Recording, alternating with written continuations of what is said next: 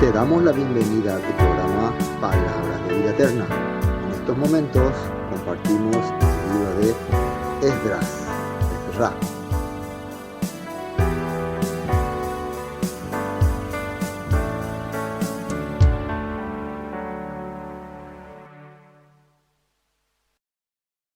El capítulo 4, ¿no?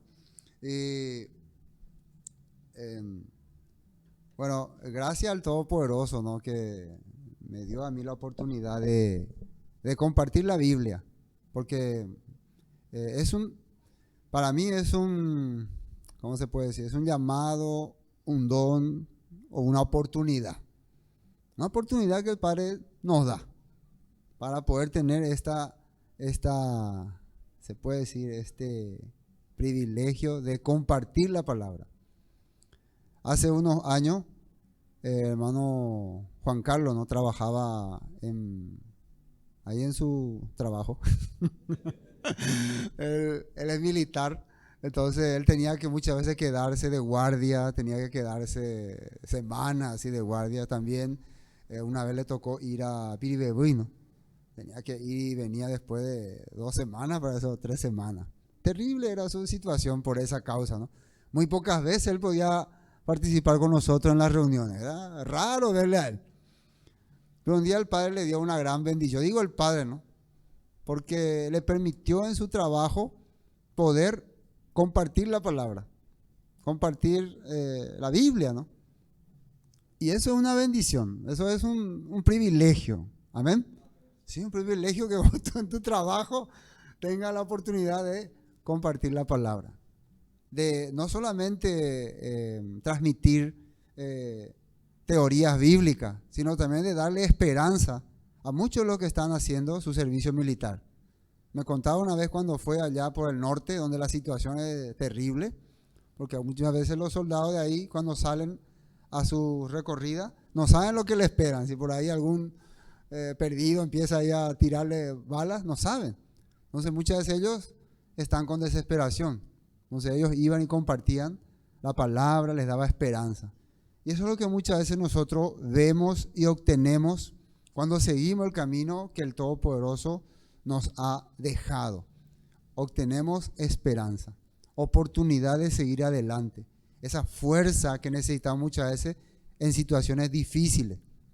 Muchas veces en situaciones donde expertos en ciencias, en mecánica, en computación, en psicología, no encuentran respuestas. Se encuentra en el apoyo de la palabra, en el apoyo espiritual. Muchas veces en estos textos se encuentran esas respuestas. Ha ocurrido durante mucho tiempo en la vida del ser humano. Por eso, la palabra, la escritura, lo que el Todopoderoso ha dejado en nuestras manos para compartir, es una bendición. Ha sido una bendición para muchas personas. Pero lógico, también muchas personas han usado, ¿no?, estos textos, esta palabra, para su beneficio personal o para aprovecharse de otras personas. Y eso sí es terrible. Eso es lo difícil y lo grave de esto. Por eso ha llegado muchas veces a algunas personas a desanimarse, a desesperarse y a querer tirar todo ¿por dónde? Por la ventana. A dejar a creer que todo es una manipulación. Porque la verdad así ha sido utilizada por muchas personas. Han manipulado la dignidad, la sencillez, la sinceridad de muchas personas, utilizando la escritura para sus beneficios personales. Y en mi vida siempre he tratado de que no me ocurra eso, ¿no? Porque digo tratado porque alguno puede decir que no es así, alguno puede decir que me acuse. No, vos también te aprovechaste de la palabra. Puede ser que haya entendido de esa manera, ¿no? Por eso no puedo decir que nunca hice, pero por lo menos no traté de no hacerlo. Y si hice, perdón. Si usé la palabra para manipular a alguien. Todos somos personas, ¿no? Y cuando muchas veces no conocemos bien algo, hacemos cosas equivocadas. Pero por eso el Padre nos va levantando, nos va madurando a medida que pasa el tiempo. Y eso es lo importante. Cometemos errores, nos equivocamos. Pero lo importante es que podamos reconocer. Y una de las cosas más importantes es que nuestra vida no haya sido para perjudicar a otra persona. Eso es lo más importante que tenemos que aprender, ¿no? A no perjudicar la vida de otras personas por mentalidades o por creencias, dañar, no sé, su trabajo o su familia.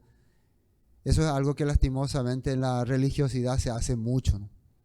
Se perjudica muchas veces la vida de muchas personas. Entonces, estudiando el libro de Esdras, vamos viviendo cosas muy interesantes y vamos a ir comprendiendo también la mentalidad del hombre, ¿no? del ser humano, y también el deseo muchas veces de hacerlo mejor, de hacerlo lo más agradable para el Padre, pero muchas veces terminar haciendo algo negativo, ¿no? Pero teniendo el deseo de hacer lo correcto, teniendo el deseo de servir de la mejor manera posible. Entonces es el mundo y la humanidad mismo que es muchas veces complicado entender, ¿no? Lo que ocurre. Pero vamos a ver lo que la Escritura nos quiere decir. Bueno, en el capítulo 3 que había ocurrido, empezaba la restauración de los servicios. Se empezó con levantando el altar, se empezó también estableciendo los que podían hacer los rituales, varios de los puntos importantes. Nosotros habíamos visto también que representa el altar. Y también se comenzó ya con la base del templo. Y fue un momento de alegría, de júbilo, cantaban. Acá en el versículo 11, por ejemplo, recordando el 3, dice, cantaban alabando y dando gracias al Eterno, diciendo, porque Él es bueno, porque para siempre es su misericordia sobre Israel. Y todo el pueblo aclamaba con gran júbilo, alabando al Eterno, porque se echaban los cimientos de la casa del Eterno. Entonces empezaban a estar contentos. Así arrancaba el comienzo de la restauración del templo en Judá, en Jerusalén. Todo es felicidad. De la misma manera nosotros también cuando empezamos a conocer la palabra de restauración, todas las cosas, ¿no? ¿Cómo estábamos todos contentos, felices, alegres, ¿no? De empezar otra vez a hacer las cosas como al Padre le agradaba. Y empezábamos también a entender que había otras personas también que estaban buscando conocer más sobre la palabra. Había muchos que habían sido ya saliendo también del sistema. Pero de la misma forma también había otro grupo de personas que tal vez pensaban igual, también estaban ya cansados del sistema y también querían volver a las sendas restauradas, pero tenían otra mentalidad que a la larga se fue manifestando, ¿no? A la larga se fue, ¿cómo se puede? Visibilizando, ¿no? ¿Cómo se puede decir? ¿Cómo voy a explicar eso? Tenían otra intención, pero tal vez muchas de esas personas ni ellos mismos sabían, ni ellos mismos conocían qué es lo que realmente había en sus corazones. Y no le vamos a juzgar por eso, ¿no? Pero había otra mentalidad. Y lastimosamente eso ocurre, ¿no? En la vida de muchas personas. Bueno, arranquemos con el capítulo 4. Versículo 1 dice, oyendo los enemigos de Judá y de Benjamín, que los venidos de la cautividad edificaban el templo del Eterno, Elohim de Israel, vinieron a Zorobabel y a los jefes de la casa paterna y le dijeron, edificaremos con vosotros porque como vosotros buscamos a vuestro Elohim y a él ofrecemos sacrificios desde los días de Esar-Adón, rey de Asiria, que nos hizo venir aquí. Bueno, estos dos primeros versículos hablan ya de una palabra clave ahí. Enemigos de Judá. Primero, tenemos que entender que esto se nota que alguien lo está relatando. Esto es un relato, un escrito que está comentando cosas que probablemente ocurrieron muchos años atrás. O sea, el que está escribiendo esto está hablando de cosas que ocurrieron Después vamos a entrar en su tiempo. Probablemente, según la tradición, el que escribió este escrito, este libro es Ezra. Y Ezra todavía falta para que entre en escena. A partir de aquí, por lo menos unos 50 o 60 años todavía falta para que él aparezca. Por lo tanto, él todavía no estaba acá. Y si estaba, era muy joven o todavía no nació, pero era muy joven. Entonces, desde su perspectiva, desde la perspectiva del escritor, atiendan muy bien esto, estas personas que están acercándose a los cautivos que han regresado para restaurar el templo, ¿qué son? Enemigos. Entonces tenemos que entender bien este punto, ¿no? Entonces cuando vos lees ahí, los enemigos ya directamente nosotros ya también entramos en esa onda. Pero vamos a entender, tenemos que saber por qué. ¿Por qué son enemigos? ¿Cuál es la razón? ¿Por qué será? Puede ser que ellos le llaman enemigo por algún acontecimiento histórico, por algo que ha ocurrido. Porque en ese momento, en este relato, no parecen enemigos. En ese relato, al contrario, parecen personas que quieren venir a apoyar. Parecen personas que quieren venir a traer también su granito de arena para la restauración. Y ellos cuentan que eran personas que estaban ahí porque años atrás un rey asirio los había traído. Y que también ellos durante todo ese tiempo, ¿qué estaban haciendo? Estaban adorando al Elohim de Israel. Inclusive le estaban ofreciendo sacrificios. Y esto es lo que es importante entender. Entonces, los que les reciben a ellos van a tener otra perspectiva. Pero eso vamos a ver en el siguiente versículo. Antes vamos a analizar quiénes son estas personas. ¿Quieren saber o no? O hasta ahí nomás. Hasta ahí nomás. Vamos a analizar. Entonces vamos a ver algunos datos que nos ayuden. Vamos a la nota 1. Se llaman los samaritanos, los famosos samaritanos. Empecemos ya con el libro de Segundo de Reyes, capítulo 17. Y ustedes pueden como tarea, ¿no? Para entender mucho mejor, leer todo el capítulo de Segundo de Reyes. Y para más información, pueden entrar a Palabra Vida Eterna y buscar el capítulo 17, todo el estudio que hicimos sobre la caída de Samaria, sobre los que fueron deportados, completo está en Palabra Vida Eterna, Segundo de Reyes. Dice así: el rey de Asiria, versículo 24, ¿no?, transportó grupos de gente desde Babilonia, Cuta, Aba, Amat, Sefarbaim, y los reubicó en las ciudades de Samaria, en reemplazo del pueblo de Israel. Ellos tomaron posesión de Samaria y habitaron su ciudad. Entonces este versículo nos está hablando que el rey de Asiria, ¿qué había hecho? Trajo gente de estas regiones, de Babilonia, Cuta, Aba, Amat, allá del oriente, ¿no?, de la tierra de Israel, y les trajo y les dijo: ustedes van a vivir ahora en esta región de Samaria. ¿Y dónde se fueron la gente de Samaria? Fueron llevados cautivos al territorio de Asiria. Eso ya habíamos hablado en los primeros capítulos. Ahora, para entender un poco mejor, según la tradición, son descendientes de Manasés y Efraín, hijos de José. Esto es, ¿quiénes son los samaritanos? Porque ese es el tema que estamos entrando aquí. ¿Quiénes eran los samaritanos?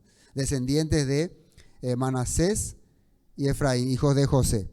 Dice, en el año 926, antes del Mesías, las tribus del norte se rebelaron contra el rey Roboam, hijo de Salomón.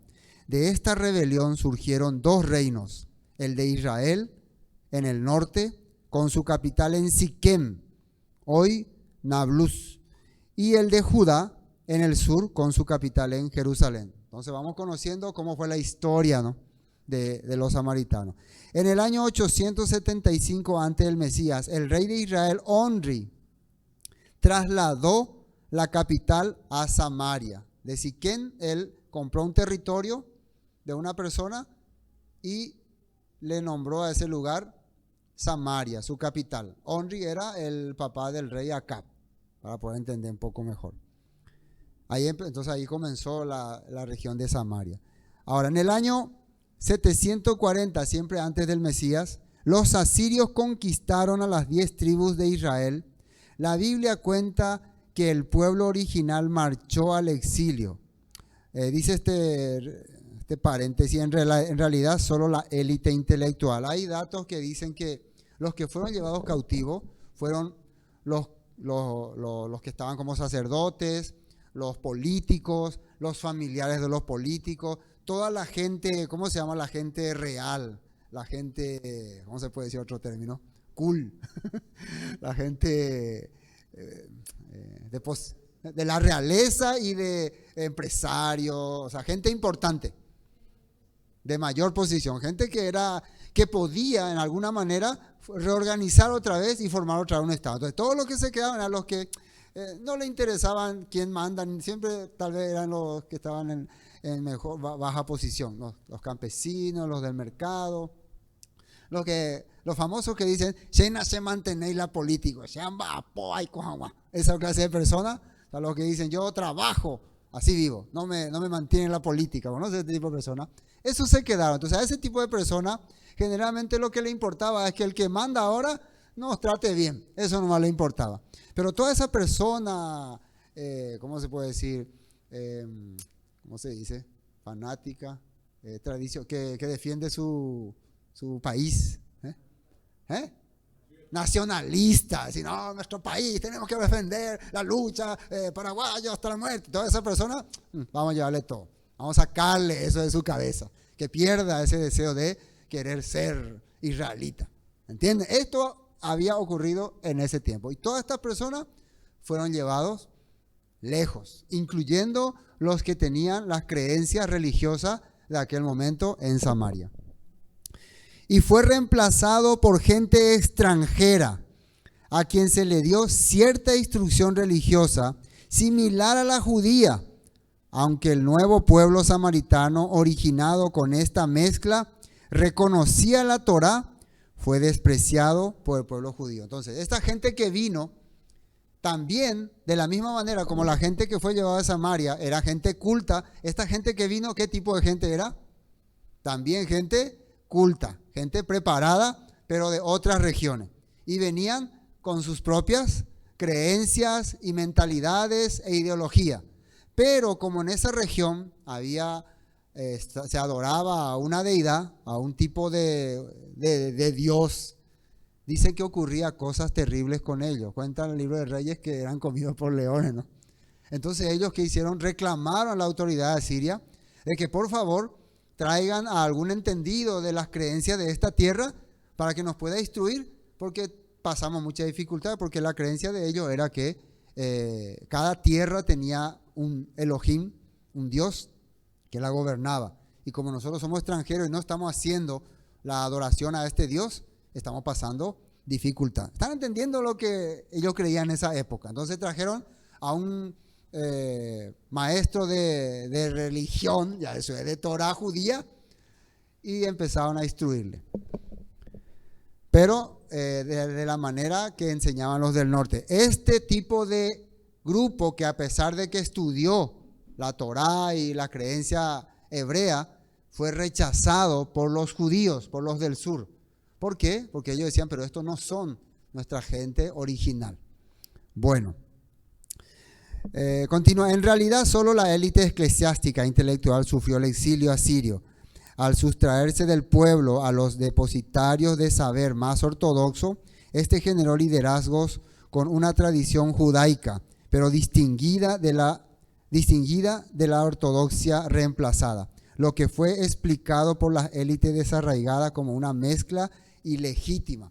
Entonces después para los judíos esto, aunque ellos empezaron se puede decir, a desarrollar una fe también parecida a los judíos dijeron que esto es falso, nosotros no aceptamos su metodología y creencia. ¿Están entendiendo? Entonces ahí ya comenzó el primer conflicto. Estamos hablando de años atrás. Para entender por qué Esdras le llama enemigos. Después, ¿qué dice? Motivos adicionales para la enemistad entre los israelitas, los samaritanos, eran los siguientes. Entonces, aparte de eso que estamos hablando, hay otros motivos también. Uno, los judíos después de su regreso de Babilonia comenzaron a reconstruir su templo mientras que Nehemías estaba comprometido en la construcción de los muros de Jerusalén. Los samaritanos vigorosamente intentaban detener la obra. Otra de las razones por la cual se hizo enemistad. Eso ya quedó, ya después quedaría en el futuro, ya en tiempos ya hasta de Yeshua quedaría estas cosas, fue porque esta gente intentó interrumpir la reconstrucción de los muros y de todo lo que se trata de Jerusalén. Otro, dos, los samaritanos construyeron un templo para ellos mismos en el monte de Gerizim, que los samaritanos insistieron fue señalado por Moisés como el lugar donde debe adorar la nación. Sanbalat, el líder de los samaritanos, estableció a su yerno Manasés como sumo sacerdote. Otra de las razones por la cual había enemistad es que los samaritanos tenían su propio templo, su propio monte sagrado.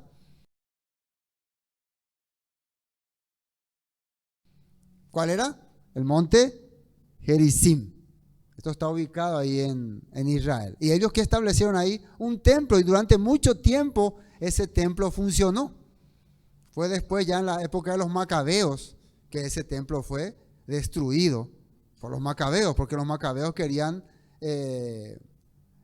llevar su creencia en todas partes, quería someter a los samaritanos de que la adoración es en Jerusalén. ¿Se dan cuenta entonces cuál era la enemistad? Entonces ellos tenían su propio monte sagrado, su propio templo en ese monte y su propio sumo sacerdote. Su propio sumo sacerdote. 3. Samaria se convirtió, otro punto importante, Samaria se convirtió en un lugar de refugio para todos los forajidos de Judea. Aparece eso en Josué 7 y 21. Los samaritanos recibieron voluntariamente a criminales judíos y refugiados de la justicia, los violadores de las leyes judías y quienes habían sido excomulgados encontraron seguridad para sí mismos en Samaria, aumentando considerablemente el odio que existía entre las dos naciones. Entonces, ¿cuál es otra de las causas? Cualquiera que cometía una falta o un error ahí en Judá, se iba y se refugiaba con los samaritanos, incluyendo los que fueron excomulgados. Y acá hay una cosa muy importante, porque para excomulgar a alguien, normalmente se tenían que basar en las leyes que estaban en la Torá o en los mandamientos. Pero cuando viene esta reforma de Esdras y Nehemías, ellos le hacen cerco a sus leyes. Ahí empiezan los famosos cercos. Empiezan a ponerle leyes a las leyes, cosa que muchos de los que vinieron de la cautividad, muchos de los que estaban preparando el templo, construyeron el templo, después ya no toleraron y tuvieron que, ¿cómo se dice?, retirarse. Nosotros no aceptamos esa reforma. Entonces se fueron para Samaria. De ahí es que los judíos siempre le consideran a los samaritanos como ilegales, ilegítimos, o que no quieren cumplir la ley. Igualmente va a venir Esdras más adelante, va a venir hasta les va a separar a algunos de sus esposas, porque va a decir que son paganas y etcétera, etcétera, etcétera. Entonces, muchas cosas que lastimosamente en aquella época se hizo que ocasionó que haya esta división. ¿Están captando, no? Una de las razones. Y bueno, acá también dice criminales, no sabemos de qué punto de vista para en ese tiempo. Después hay un punto más, ¿no? 4. Los samaritanos recibieron solamente los 5 libros de Moisés y rechazaron los escritos de los profetas y todas las tradiciones judías. ¿Qué les parece? Solamente la Torá. Todo lo demás lo rechazamos. Entonces ahí ya se hace una gran contienda. Por estas causas surgió una diferencia irreconciliable entre ellos, de modo que los judíos consideraron a los samaritanos como los peores de la raza humana. Juan 8:48 aparece ahí, ¿no? Y no se trataban con ellos, o sea, no hablaban. Ustedes son lo peor que hay, peor, aunque eran sus antepasados también, pero le odiaban más, tipo Corea del Norte y Corea del Sur, ¿no? Están ahí pegaditos, tienen el mismo rostro, pero se odian a muerte. y no se trataban con ellos. A pesar del odio entre los judíos y los samaritanos, Yeshua rompió las barreras entre ellos, predicando el evangelio de paz a los samaritanos. Y los apóstoles después siguieron su ejemplo, eso en 8:25. Entonces Yeshua vino y trajo otra vez la reconciliación.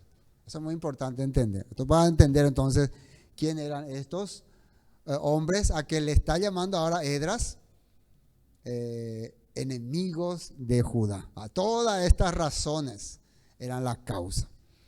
Pero en este momento ellos no se están presentando como enemigos, se están presentando como queremos colaborar. Ya en el versículo 2 hay otra nota para saber. Acá ellos dijeron que fueron traídos por Esar-Adón, rey de Asiria, que los hizo venir. Veamos lo que dice en esta nota. Esar-Adón, Acadio, dice. Esar-Adón o Asar-Adón, rey de Asiria en el 681-669, hijo del rey Senaquerit y de Naquilla. En el 681 antes del Mesías fue exiliado de la corte por sus hermanos, quienes se cree fueron responsables del asesinato de Senaquerit. El mismo año, tras una guerra civil de alrededor de 6 meses, Asar-Adón se impuso como rey de Asiria.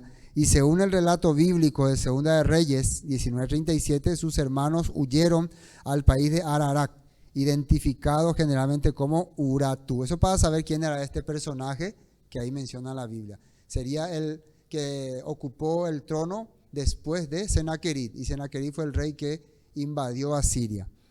Segunda de Reyes 17:32. Los nuevos residentes adoraban al Eterno, pero también elegían de entre ellos a cualquiera y lo nombraban sacerdote para que ofreciera sacrificios en lugares de culto.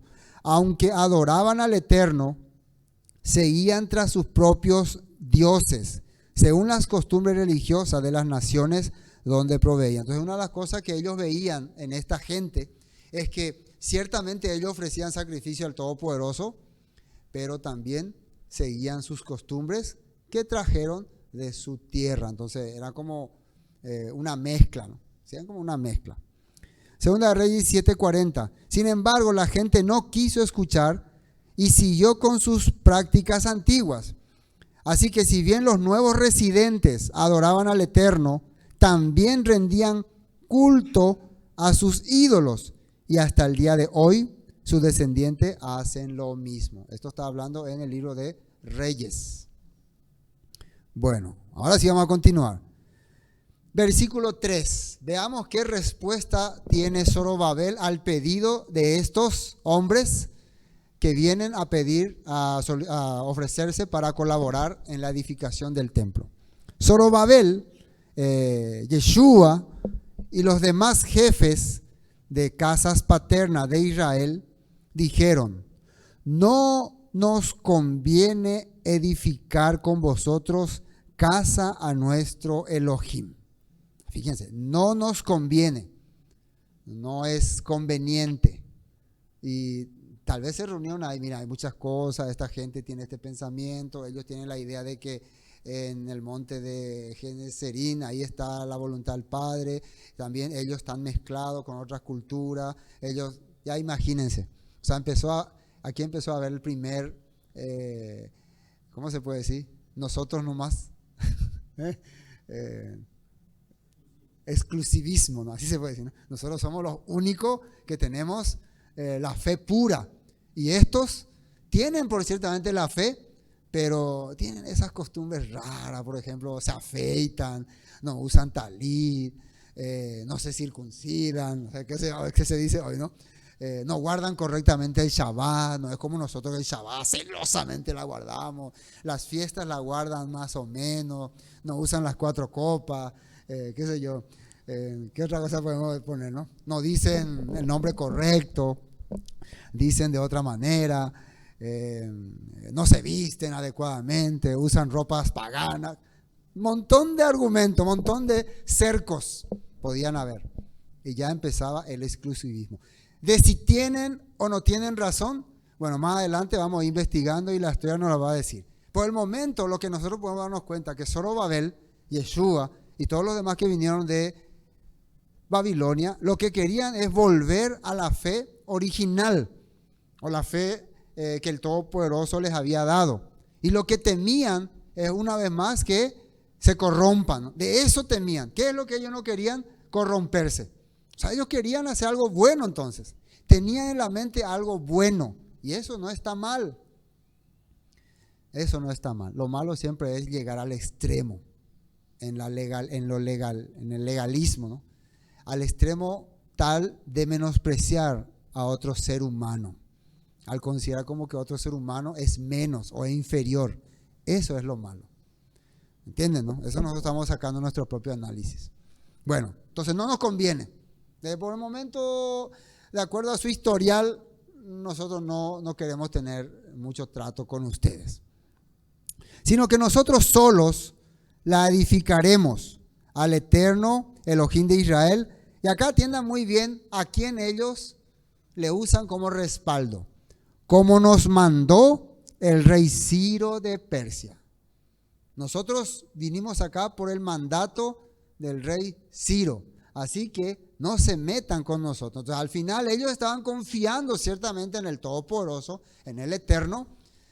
Pero lo que les respaldaba era ese decreto de Ciro. O sea, Ciro, mencionar a Ciro era más seguro que mencionar al Eterno, por lo menos en ese momento. Bueno, acá hay una nota 3, ¿no?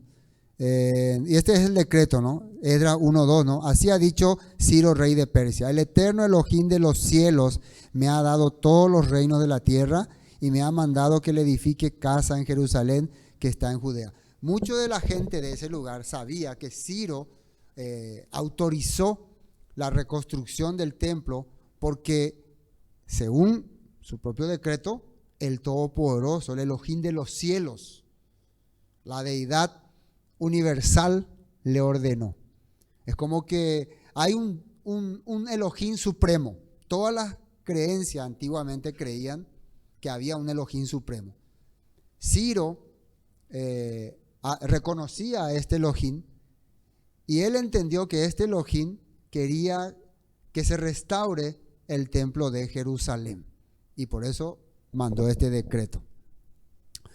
¿Entienden? Entonces podemos entender que ellos mencionan a Ciro teniendo en cuenta que Ciro fue usado como instrumento del Todopoderoso para poder establecer este lugar. Así ellos le están presentando. Continuemos. A ver, ¿cómo tomaron esta gente esta palabra? Entonces ustedes vienen, se ofrecen con toda buena voluntad. Yo me ofrezco, gracias, apreciamos tu oferta, pero nosotros no vamos a hacer como nos mandó Ciro. Entonces, ¿cómo deberían de decir esta persona? Ah, bueno, no hay problema, sigan nomás ustedes adelante, ¿no? Pero ¿cómo ellos tomaron? Se molestaron, hubo un pequeño enojo. Puede haber varias razones. Uno, se sintieron menospreciados. Puede ser así, ¿no? Mira, nosotros vivimos toda la vida en esta tierra, toda la vida, desde que nos trajo el rey asirio. Ustedes prácticamente son nuevos, están repoblando, son los descendientes de aquellos que fueron. Y ustedes ahora vienen y como que quieren poner ya su autoridad. Entonces, lo que acá nosotros vemos es que un conflicto de autoridad. Como que ustedes van a venir a edificar el templo, a restaurar todo y después nos van a querer someter. Eso es lo que ellos empezaron a entender. Entonces nadie quiere ser sometido por nadie, ¿no? Generalmente eso ocurre también entre los creyentes, ¿no? No quieren que otros les sometan. Por eso quieren ser todos independientes, ¿no? Yo quiero ser independiente, yo formaré mi propio grupo, mi propia congregación, yo mandaré. ¿Ocurre o no ocurre? O muchas personas también prefieren independizarse. No, deja de ir a un culto, a una congregación. En tu casa nomás estudias solo. Estos pastores ladrones, sinvergüenza, bandido. Entonces quieren ser independientes. No quiere que sujetarse a nada. Esa es una naturaleza del ser humano. En estos tiempos, ¿no?, ha surgido mucho este tipo de personas, ¿no?, que no quieren que venga nadie a restaurar su vida o a traer creencias que va a interrumpir su modo de vivir, su estilo de vivir cómodo, como yo hago lo que se me da la gana y vivo como quiero. Esa puede ser otra razón. Estamos tratando de comprender qué es lo que ocurrió. Entonces, ¿qué dice? Pero el pueblo de la tierra intimidó al pueblo de Judá y lo atemorizó para que no edificara. Empezaron a amenazar, empezaron a tratarle mal. Puede haber varias cosas, ¿no? A decirle quién se creen ustedes, de dónde han salido ustedes, van a ver ahora, cuando empiecen vamos a venir a robarle sus cosas. Empezaron a molestarnos. Es como cuando vos te vas a un nuevo lugar y la gente del barrio te molesta. ¿Quiénes son ustedes para venir a hacer esto? ¿Quiénes se creen para...? Anteriormente ocurría mucho de esas cosas, ¿no? Cuando vos llevabas, me contaban, ¿no? Cuando una persona llevaba la palabra, por ejemplo, al interior, la gente se enojaba, los vecinos se enojaban, ¿no? Nosotros no queremos acá ninguna hora de ir a la iglesia. No, tenemos lo de nuestra creencia propia. Así muchas personas, esa es intimidad, ¿no? Empezaron a interrumpir. Esta nota 4 dice, en una traducción viviente, entonces los habitantes del lugar intentaron desalentar e intimidar al pueblo de Judá para impedir que siguieran trabajando. ¿Quiénes eran estos opositores? Acá puse unos puntos para entender quiénes eran. ¿Quiénes eran estos que se oponían? Atiendan bien, porque este capítulo nos va a hacer avanzar. Cada versículo nos va a hacer avanzar 20 años, el siguiente versículo 30 años, el siguiente versículo 90 años, que va a parecer que es lo que está ocurriendo acá, toda una mezcla. Y después en el último versículo vamos a regresar otra vez, vamos a retroceder otra vez los 90 años. O sea que vamos a avanzar 15, 20, 50 y después en el último versículo vamos a retroceder otra vez 90. Así está este capítulo. Así que si no le prestamos mucha atención, no vamos a ver qué está ocurriendo, ¿no? Entonces, ¿qué está ocurriendo? ¿Qué tipo de gente va a ser lo que va a crear conflicto? Primeramente, son los que estaban residiendo ahí cuando ellos llegan, los que ya habían vivido mucho tiempo. Pero después se fueron acumulando otras personas que se fueron uniendo a este grupo. Y entre ellos estaban también algunos de los propios cautivos, de los propios que habían salido de Babilonia, también estaban ya entre los contrarios. O sea que, ¿cómo se entiende esto? Primero todos estábamos felices acá y los malos son los que están allá. Más adelante los que están acá ven que no, había sido, ustedes son los malos y los que están allá son los buenos. Y se van con los malos y se forma otro grupo. O sea, no sé si me captan, ¿no? Se van uniendo a los grupos opositores.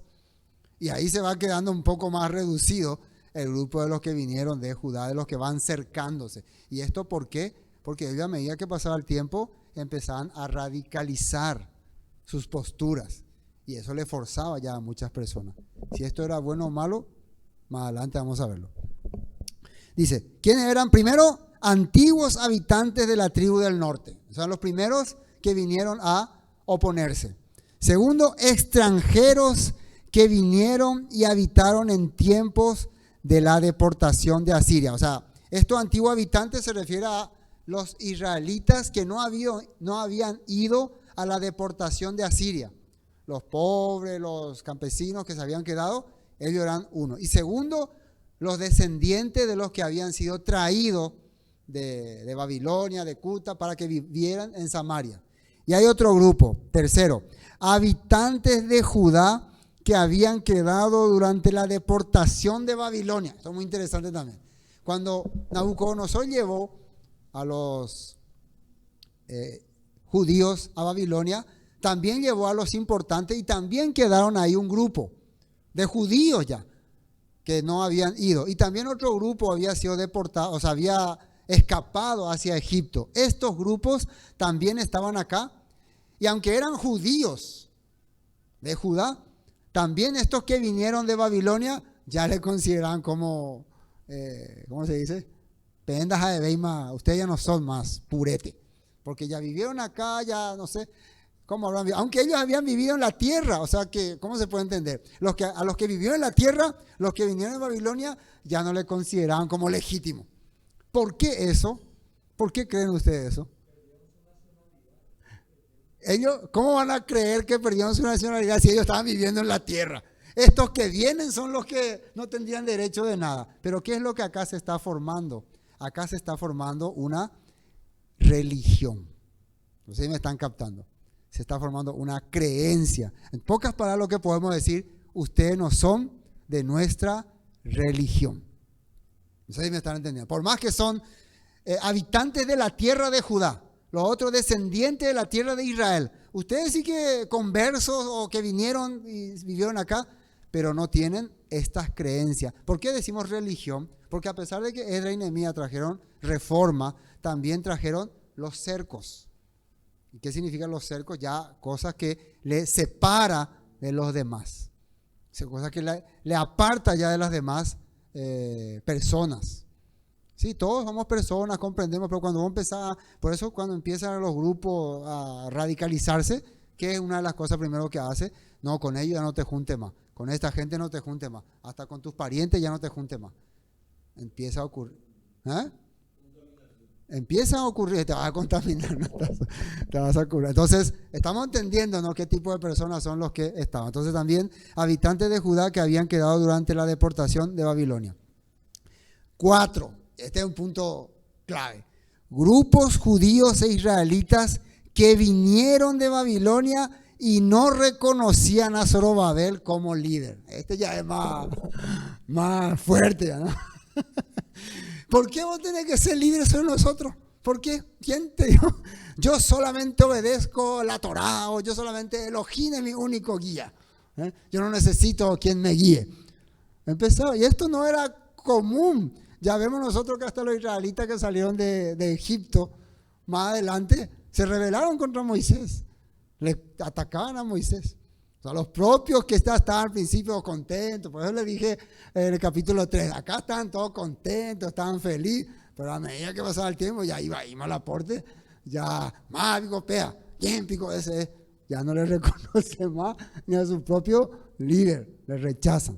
Entonces estos sí ya buscan grupos opositores y se unían, se hacían grupos más grandes, ya que en el otro bando no importaba qué creía, qué pensaba. Lo único que importaba es que vos estés en contra de los que ahora estaban queriendo restaurar el templo. Eso es lo único que importaba. Vos estabas en contra de Zorobabel y su pandilla, sí, ven a nuestro grupo. No importa qué cosa creía, si creía otra cosa o no. Eso es muy interesante, ¿no? Ver. Bueno, ahora, ¿qué empezaron a hacer esta gente? Vamos a ver según la Biblia. Sobornaron además contra ellos a los consejeros para frustrar sus propósitos todo el tiempo de Ciro, rey de Persia, y hasta el reinado de Darío, rey de Persia. Hasta aquí entonces pasaron aproximadamente 14 años.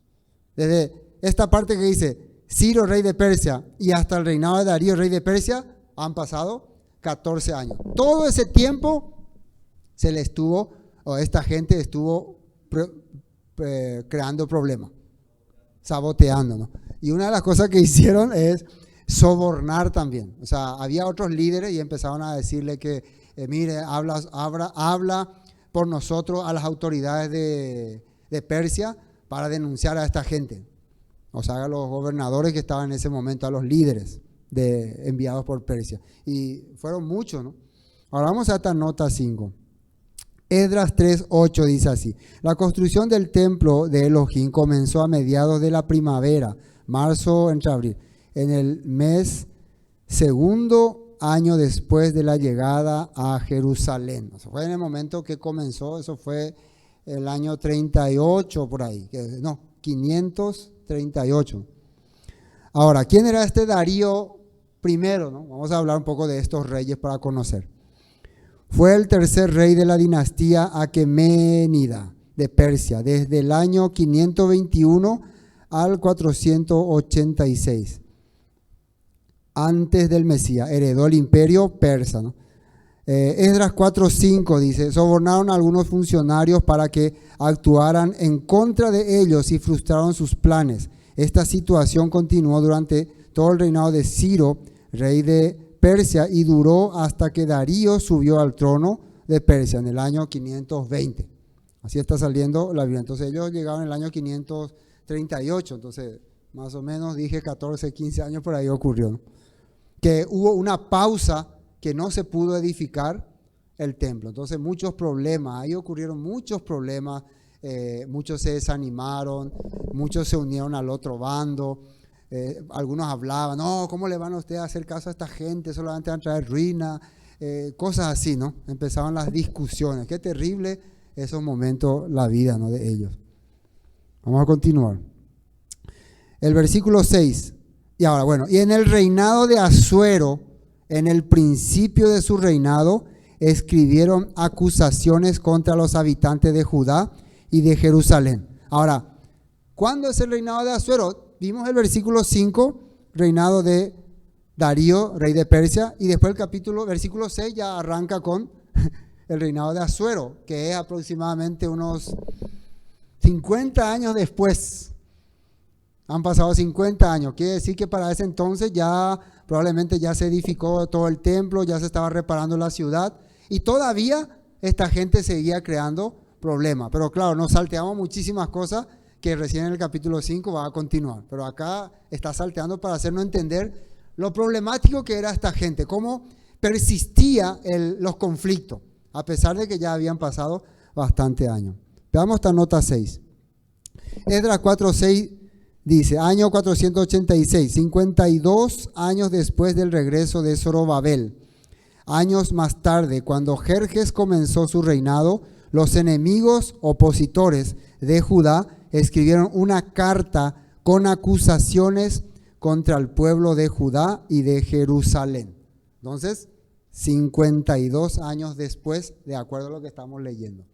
No sé cuándo escribieron esta carta, si lo habrán hecho a propósito o empezaron a mezclar nomás todas las cosas que encontraron y salió así. Pero nosotros tratamos ahora de arreglarlo explicando de la mejor manera. Pero me están captando, ¿no?, ¿qué está pasando? Ahora vamos a ver quién era este rey Jerjes I, también conocido como Jerjes el Grande en Persia. Y no, ya leí lo que sale ahí en árabe. Año 519 al 645. Fue el quinto gran rey del imperio aqueménida, 486-685. Hijo de Darío I y de Atosa, hija de Ciro II el Grande. Académicos de la Biblia lo suelen asociar con Asuero, aunque también lo relacionan con Atarjerjes II. Se dice que Asuero reinó desde la India hasta Cus, Etiopía. En la actualidad, dicho personaje bíblico es considerado ficticio. Estamos hablando de Asuero, quien fue el rey, que es el rey que aparece en el libro de Esther. ¿Conoces el libro de Esther? Pero eso es otra historia, solamente como dato. Bueno, estamos entonces ya avanzando. Entonces enviaron una carta a este rey. ¿Cómo se llama este rey? Asuero dice acá, pero era Jerjes I. Ya, versículo 7. También en días de Atarjerjes escribieron Bislam, Mitridates, Tabel y los demás compañeros suyos a Atarjerjes, rey de Persia, y la escritura y el lenguaje de la carta eran arameo. Entonces este Atarjerjes reinó unos 10 o 15 años después de este Jerjes. Entonces, otra vez salteamos el siguiente versículo, nos vamos unos 15 años más. También seguía, ¿qué seguía? La rabia de esta gente. Pero para aquel entonces, para el reinado de Atarjerjes, ya Esdras ya estaba viniendo a Jerusalén. Ahí recién Esdras estaba viniendo. Entonces ya estaban pasando como 70 años por ahí, ¿verdad? Si no me equivoco, 70, 80 años, imagínense. Y recién Esdras va a aparecer en escena. Para ese entonces ya los enemigos ya no eran simplemente los que habitaban la región, también otros grupos que no estaban de acuerdo con Zorobabel. Todo un conflicto había ocurrido. Vamos a esta nota 7. Rey Atarjerjes. Para conocer un poco a estos reyes, puse estos datos históricos para saber quién era, pero ustedes pueden buscar más, averiguar más, googleando, ¿sí o no? Hijo del rey Jerjes, ¿no? Fue un rey aqueménida del imperio aqueménida desde el año 475 hasta el 424 antes del Mesías. Sucede en el trono a su padre Jerjes I en el año 475 antes del Mesías, según fuentes históricas reconocidas. Ahora, Esdras 4:7, nueva traducción viviente, año 475 le puse ahí. Tiempo después, durante el reinado de Atarjerjes, rey de Persia, los enemigos de Judá dirigido por Bislam, Mitidates y Tabel, le enviaron una carta a Artajerjes, escrita en arameo, que fue traducido al idioma del rey. Ahora, esta carta, este escrito, figura acá en el capítulo 4 y vamos a leer qué decían estas personas. ¿Cuál era la acusación que tenían contra los cautivos de Judá? Pero recuerden, esta carta va dirigida al rey Artajerjes 70, 80 años después de que ellos ya llegaron a esa tierra. ¿Están entendiendo, no? No es ahora en el momento que estábamos empezando, cuando Zorobabel y Yeshua, probablemente ya murieron todas. Pero fíjense que las acusaciones siguen siendo las mismas que tenían desde hace años atrás. Versículo 8. Reún, canciller, y Simsai, secretario, escribieron una carta contra Jerusalén al rey Artajerjes. En tal fecha escribieron Reún, canciller, y Simsai, secretario, y los demás compañeros suyos, los jueces, gobernadores y oficiales, y los de Persia, de Erec, de Babilonia y de Susa, esto es, los elamitas, y los demás pueblos que el grande y glorioso Asnapar transportó e hizo habitar en las ciudades de Samaria y las demás provincias del otro lado del río. ¿Qué fue lo que ocurrió acá? Estos revoltosos samaritanos utilizaron a los líderes o gobernadores o personajes importantes de Persia que estaban ahí también como ministros, como administrando la zona. Le hablaron a ellos para que ellos le escriban una carta al rey Artajerjes. Porque si los samaritanos escribían, lógico que el rey Artajerjes iba a pensar, estos son los enemigos de los judíos. Cierto es lo que van a hablar mal de ellos. Entonces estos enemigos le convencieron a las autoridades persas para que ellos escriban la carta. No sé si me captan, ¿no? Entonces el rey Artajerjes iba a decir, son mis autoridades que están allá los que me están escribiendo esta queja. Bueno, continuemos. Ahora, para entender un poco en contexto histórico, acá el problema ya no era más el templo. Para este entonces, el templo ya se reconstruyó todo y gran parte de la ciudad ya estaba reconstruida. ¿Y qué es lo que estaban ellos haciendo en este momento? Estaban preparando el muro de Jerusalén. O sea que acá la queja es para que el muro se corte, se derrumbe, se tumbe, no se edifique. Ese era ya en este tiempo el problema. Sea notorio, dice la carta, ¿no? Versículo 11, ¿no? Esta es la copia de la carta que enviaron al rey Artajerjes. Artajerjes.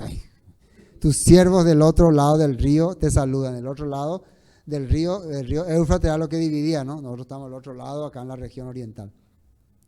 Esto es muy importante porque esta carta, este libro nos hace entender que eran muy importantes los documentos históricos en aquella época. Y también nos hace entender una cosa, que el libro de Esdras y Nehemías están basados muchas veces en datos históricos.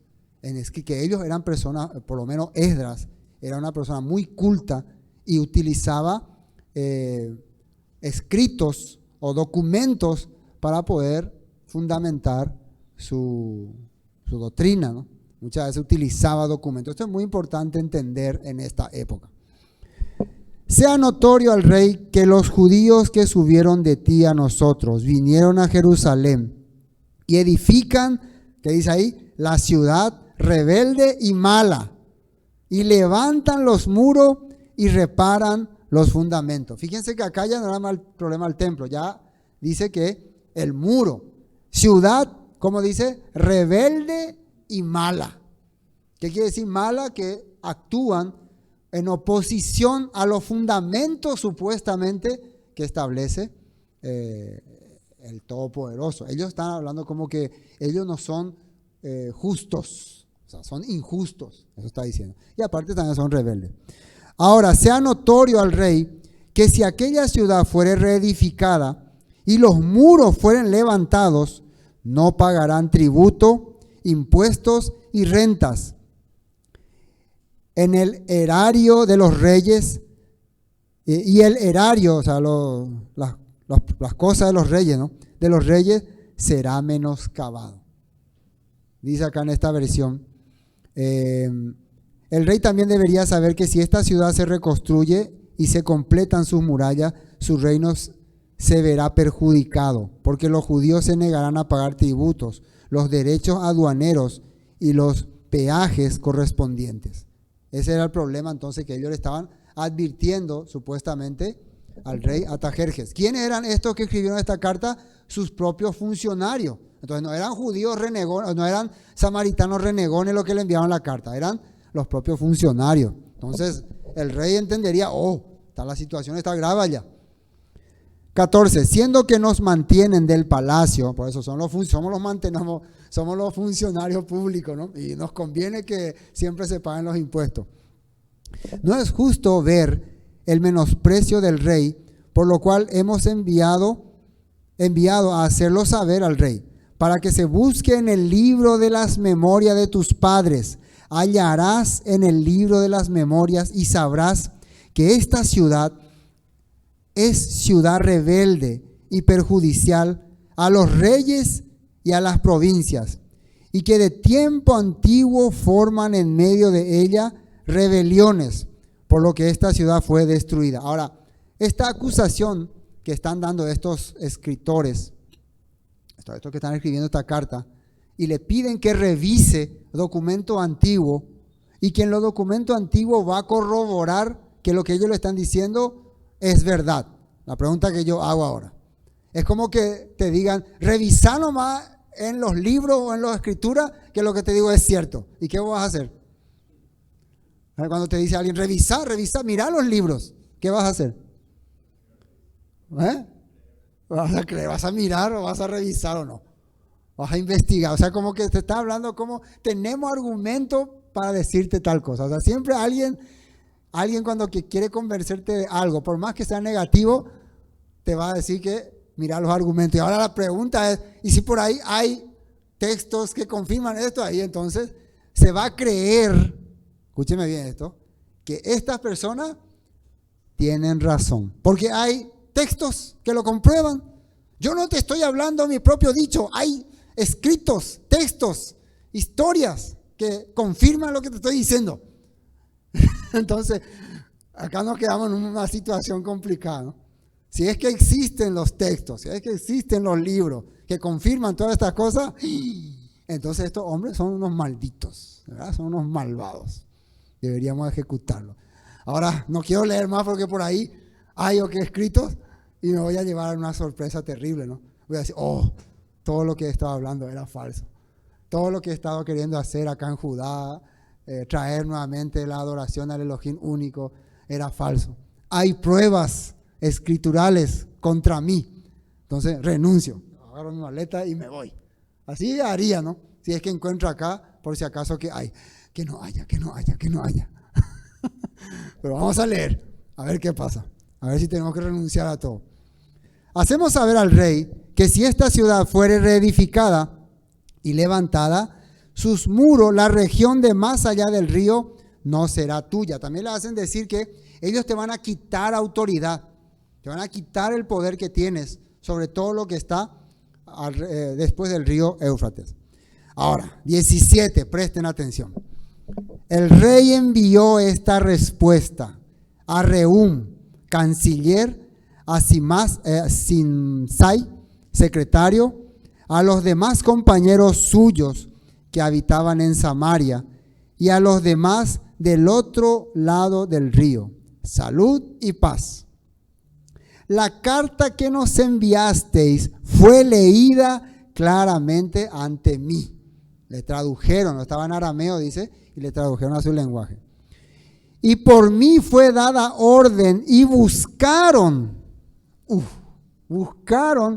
y hallaron que aquella ciudad de tiempo antiguo se levanta contra los reyes y se rebela y se forma en ella sedición. O sea, lo que estas personas le estaban diciendo, buscar en los datos históricos, lo que te estamos diciendo que no es mentira. El rey mandó buscar y ¿qué pasó?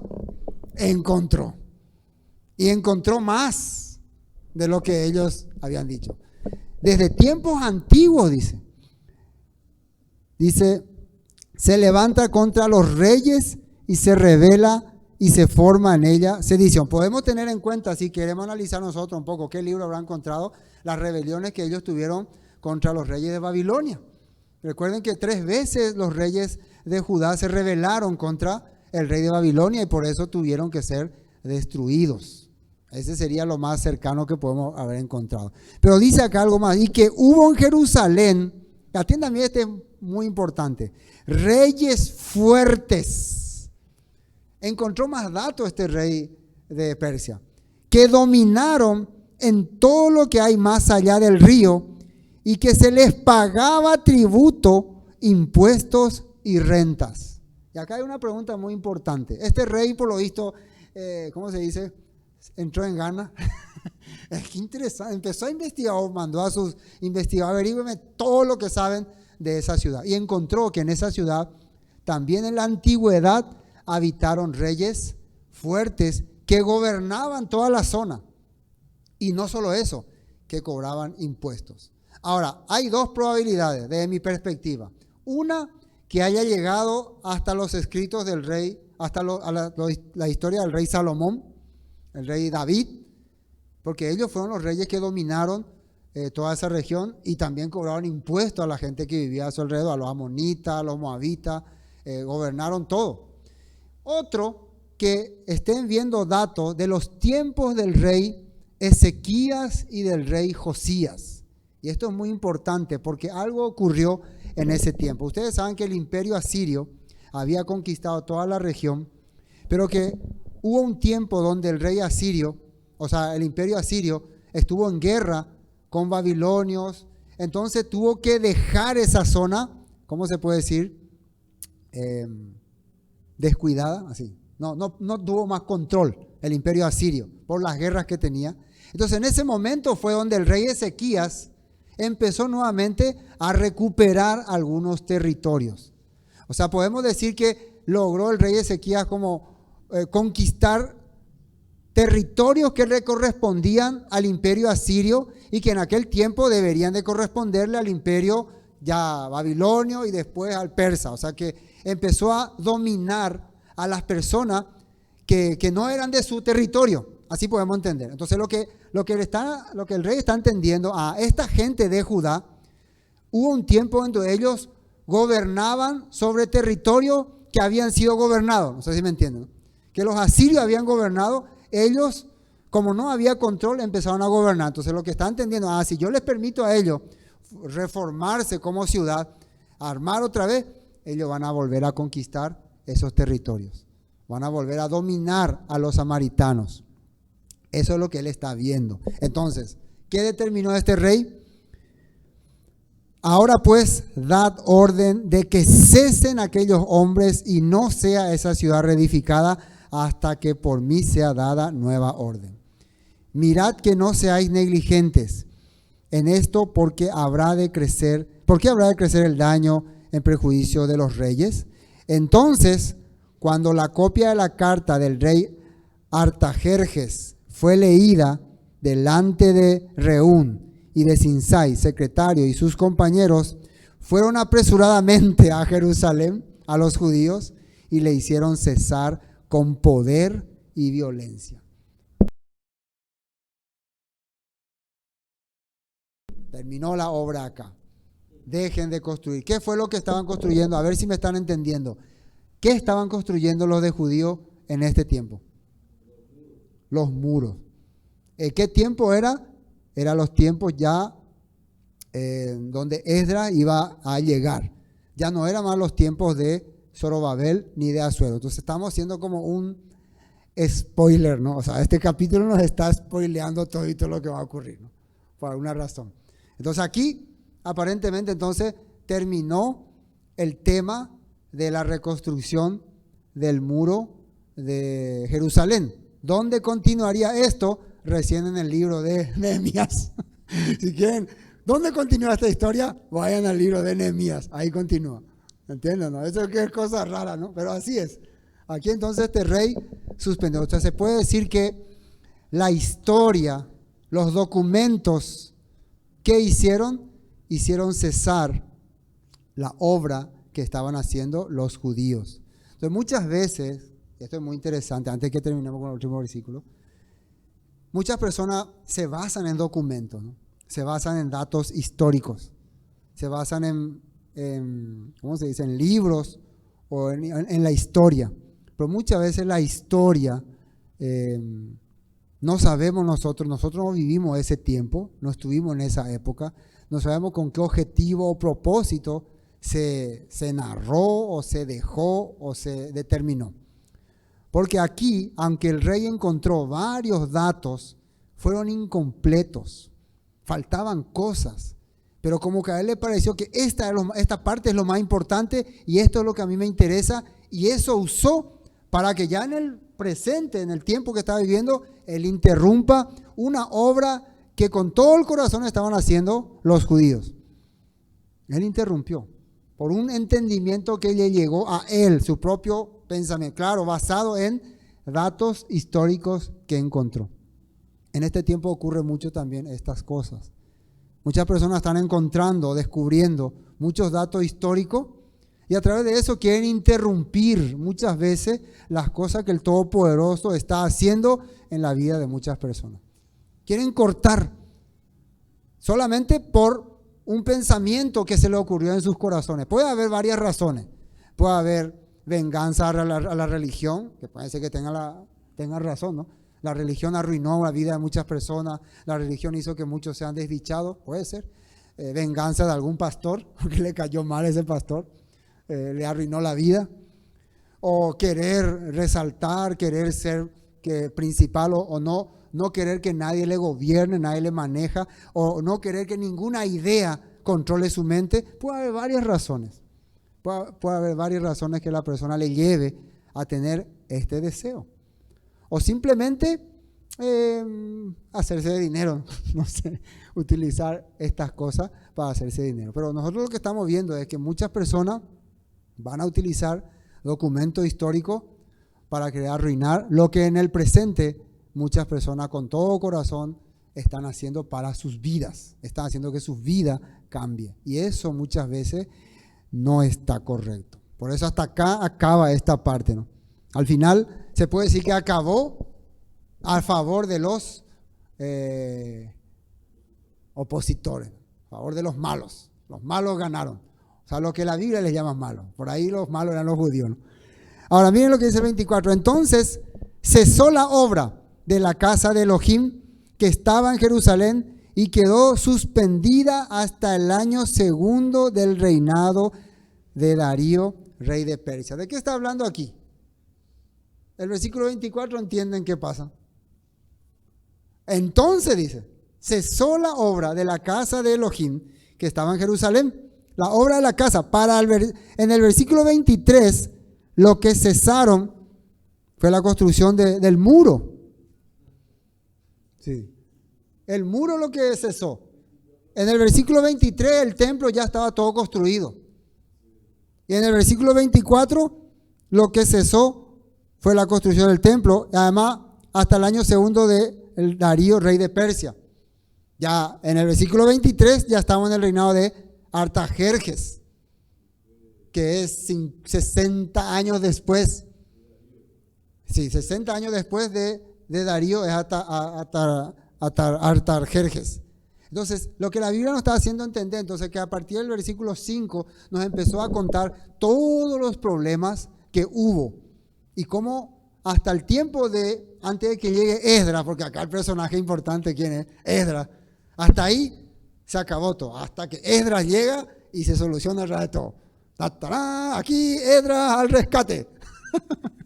Entonces, para ese tiempo, entonces habían quedado suspendidas. Pero en el versículo 24 es como que regresáramos, vamos a regresar. Miren, ¿a dónde vamos a regresar? Al versículo 4, ¿no? 5, al versículo 5. Sobornaron además contra ellos a los consejeros para frustrar sus propósitos. Todo el tiempo de Ciro, rey de Persia, y hasta el reinado de Darío, rey de Persia. Ahí, y después pasamos al versículo 24. ¿Entiendes? Pero lo que nos está explicando es que cómo se sobornó. Nos da un ejemplo, porque hay un dato que por lo menos Esdras pudo conseguir, que fue esa carta que se dirigió al rey Artajerjes. Para ese tiempo Esdras ya vivía, ya estaba Esdras en escena, ¿no? Entonces él puede entender que este tipo de amedrentamiento estuvo sufriendo los judíos durante estos 80 años. Hasta acá se suspendió por 15 años la construcción del templo. En ese tiempo ocurrieron muchas cosas tristes, muchas dificultades. Y no solo eso, el pueblo empezó a cambiar su corazón de hacia las cosas del Padre para convertirse en hacia yo. No sé si me entienden. Esos 15 años sirvió para que los habitantes de Judá, de Jerusalén, empiecen a preocuparse por nosotros primero. Construir mi casa, mis cosas. Y el lugar donde empezó el templo, que dice que empezó los cimientos, ¿no? Inclusive cuentan algunos profetas que utilizaron materiales que eran para el templo para construir su casa, para hacer más lindo su casa. Y eso fue algo triste y terrible. Y entonces en ese momento el Padre, cuando el pueblo se convierte de sus corazones, tiene que enviarle mensajeros, ¿no? Que le abra. Al propio Zorobabel se desanimó. El propio Zorobabel decía, entonces no vale la pena seguir con esto. Como que hasta acá nomás ya. Mejor me preocupo por mi vida. Me preocupo por mí. Ya, o sea, lo que podemos entender acá es que esto hizo que las personas ya no le interesen las cosas del Todopoderoso. No es que estamos hablando que no le interese la iglesia, el pastor, y no le interesa lo que tenga que ver con Biblia, palabra, conocer la palabra. Ya no me interesa nada de eso. Más bien me voy a preocupar por mi trabajo, por mi obra, por mi dedicación. Esto fue lo que ocurrió. Esto fue lo que aconteció en aquel tiempo. Pero ¿qué pasó después? ¿Cómo solucionar este problema? Tendremos que pasar al capítulo 5, pero ya no nos alcanza el tiempo. Será la próxima reunión. No se pierdan, ¿no? Continuación del versículo 24. Regresando otra vez al año 537. Regresando otra vez a ese año. Bueno, hoy hasta aquí vamos a compartir. Shalom. Esto fue Palabras de Vida Eterna, con el estudio del libro de Esdras. Bendiciones y hasta pronto.